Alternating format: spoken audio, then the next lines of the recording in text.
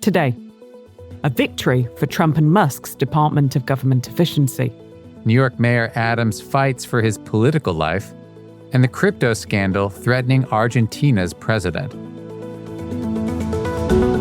It's Wednesday, February 19th. This is Reuters World News, bringing you everything you need to know from the front lines in 10 minutes every weekday. I'm Tara Oakes in London. And I'm Jonah Green in New York.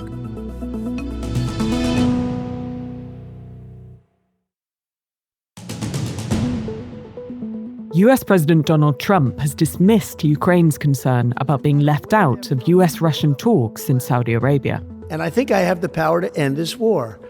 And I think it's going very well. But today I heard, we weren't invited. Well, you've been there for 3 years. You should have ended it 3 years. You should have never started it. You could have made a deal. Trump says he would probably meet Russian President Vladimir Putin this month. But the Kremlin has said it might take a little longer to prepare the face-to-face encounter.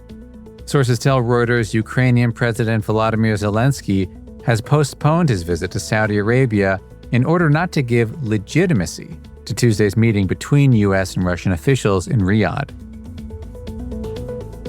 Brazil's former president, Jair Bolsonaro, has been charged with leading a plot to overthrow the government.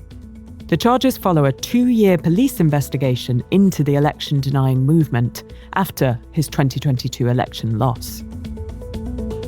Pope Francis has the onset of double pneumonia, the Vatican said on Tuesday, complicating treatment for the 88-year-old and indicating a further deterioration in his fragile health. Not guilty. The moment rapper A$AP Rocky was found not guilty of firing a gun at a former friend. As the verdict was announced, he leapt into the arms of his family and partner Rihanna, having been cleared of 2 felony counts of assault with a semi-automatic weapon. The UN Human Rights Office says 3 children were executed by the M23 rebels in Congo. Rwanda rejects allegations from Congo, the United Nations, and Western powers that it supports the group with arms and troops.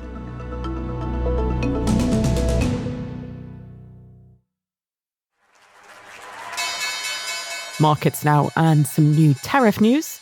Trump says he intends to impose tariffs in the neighbourhood of 25% on autos, semiconductors, and pharmaceutical imports. On Friday, Trump said levies on automobiles would come as soon as April 2nd.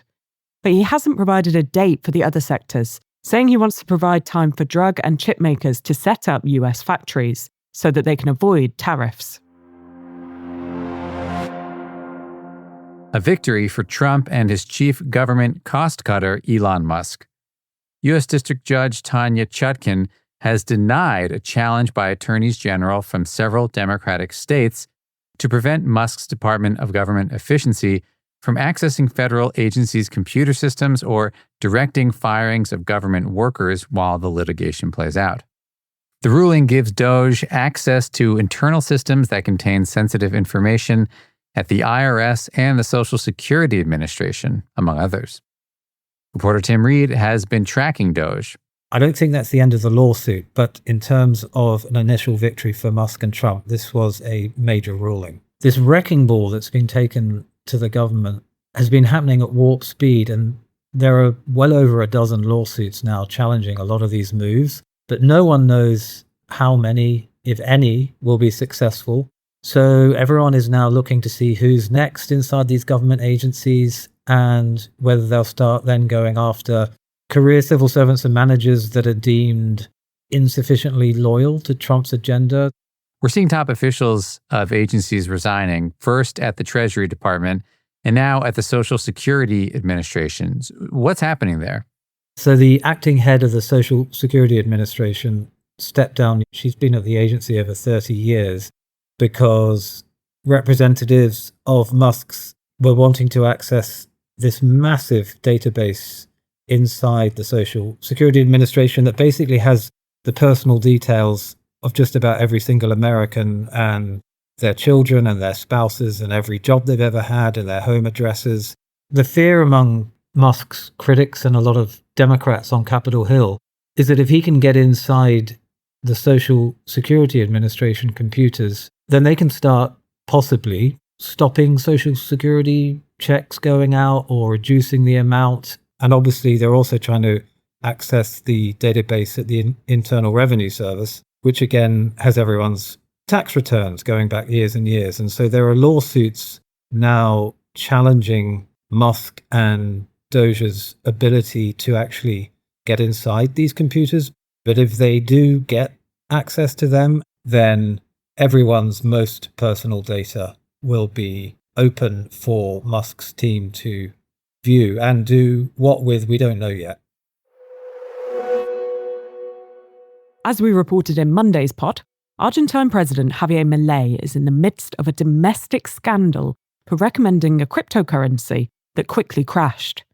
Now, an Argentine judge has been assigned to investigate allegations of fraud, and opposition lawmakers say Milei could even face an impeachment trial. Milei denies any wrongdoing, and in a television interview says he requested an investigation into the matter himself. Lucinda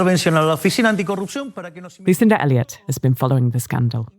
If the investigation shows that this was planned in some way, and Milei did it intentionally with the aim of boosting the valuation, then it could take him down, given that his position, while strengthened by his success on the economy, remains pretty precarious due to his lack of congressional support and the reliance on delicate alliance within the kind of conservative groups in Argentina. The presidential spokespersons came out on Tuesday and absolutely denied that, any bribes were involved. Milei has admitted that he made a miscalculation, but I think there are some key questions over what responsibility does a political leader have if he or she posts about some sort of business in a positive light. And I think part of the reason why this has particularly hurt Milei is because it also involves finance, but it also hurts his sort of man of the people image. He's been very clear about, being anti-corruption, having a very transparent image. So even just the fact that these words are circulating around bribery, around fraud,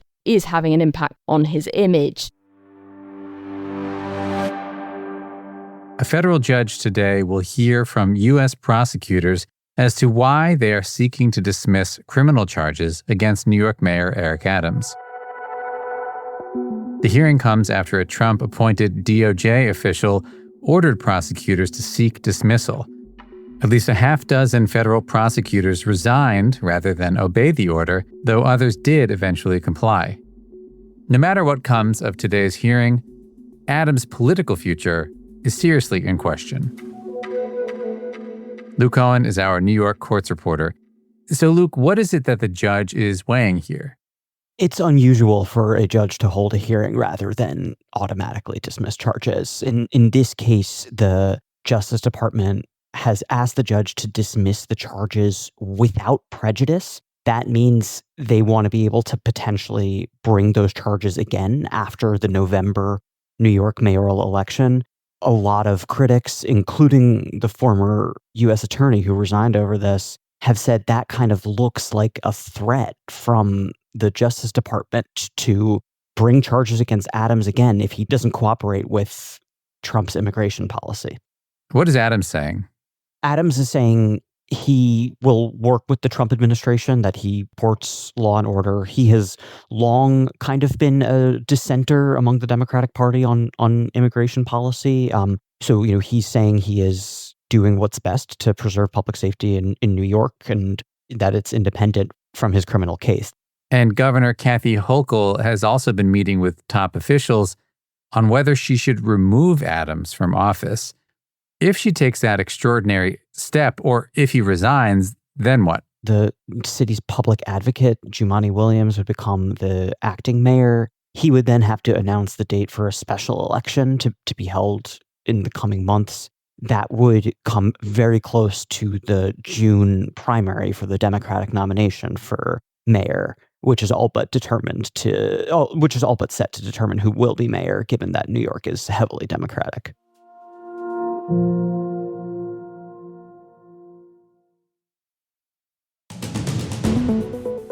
For our recommended read today, we're taking you 26,000 light years away to the center of the Milky Way, looking at how NASA's James Webb Space Telescope is providing the best look yet at the chaotic events unfolding around a supermassive black hole called Sagittarius A*. There's a link in the pod description. For more on any of the stories from today, check out Reuters.com or the Reuters app. Don't forget to follow us on your favorite podcast player. We'll be back tomorrow with our daily headline show.